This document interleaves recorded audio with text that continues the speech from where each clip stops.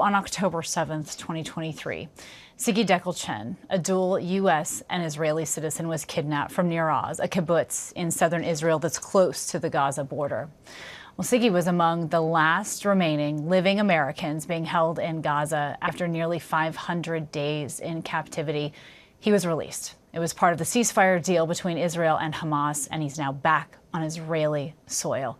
He's reunited with his friends, his family, and his baby daughter, who was born while he was being held captive in the tunnels of Gaza. I'm joined now by Sagui's father, Jonathan Dekel-Chen. Jonathan, thank you for your time and for being here with us today. Thank you.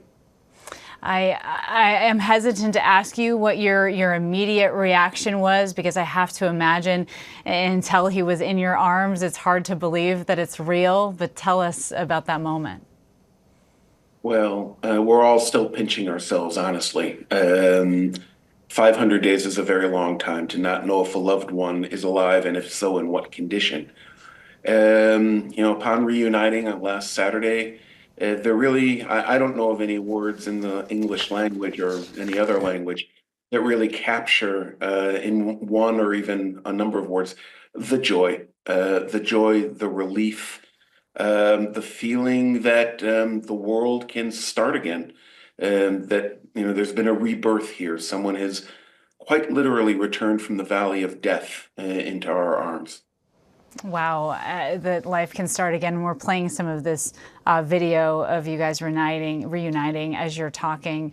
And I think, has he talked to you about what his time in captivity was like? It's our understanding most of these hostages were held in these tunnels underground with little to no light, things like that. Or what did he share with you? My son didn't see daylight for 498 days. He received very little medical attention or treatment for wounds sustained on October 7th.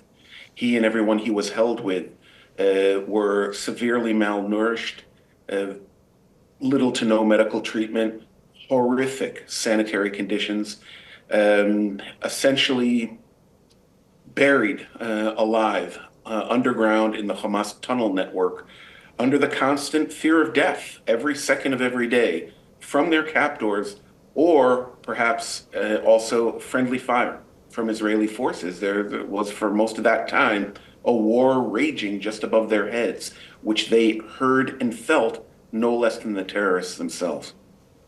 Oh, that's just so terrifying. And then in the midst of all of this, he has a baby girl.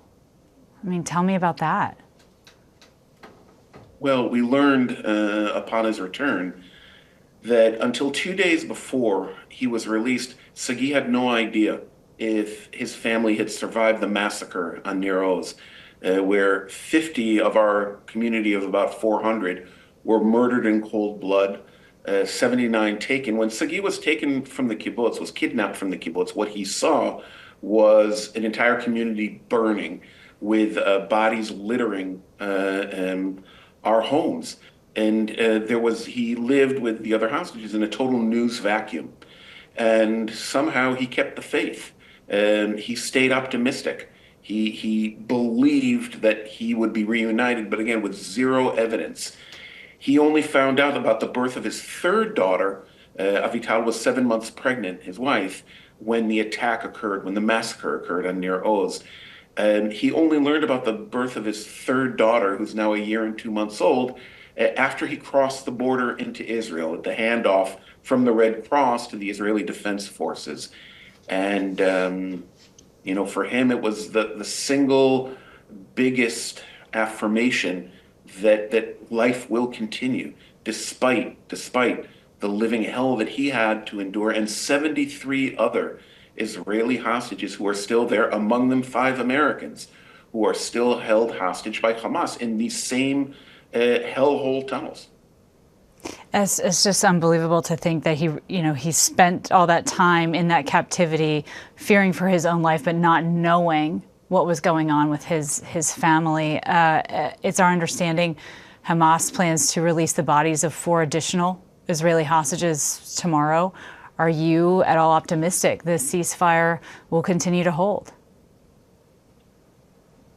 I don't know for sure. What I do know is that to get us this far, toward the tail end of the first phase, it's been a credit to the outgoing former Biden administration, which put this deal together, and to the Trump administration for pushing it home for as of almost the day he was elected.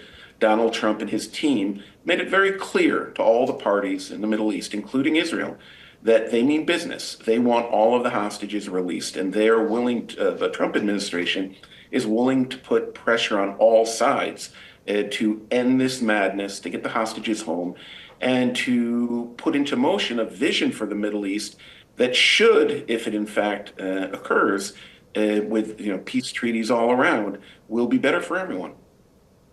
Well, Jonathan Dekel-Chen, I want to thank you for your time with us today. I also can't imagine what this has been like for you as the leader of your family. And I'm sure you had everyone leaning on you throughout this time, and you were a pillar of strength. So thank you for sharing this story. And I hope that when Siggy is ready, maybe perhaps the both of you can come on and join us. We'll see when the time comes, but thank you for the invitation. We're always here for you. Thank you so much.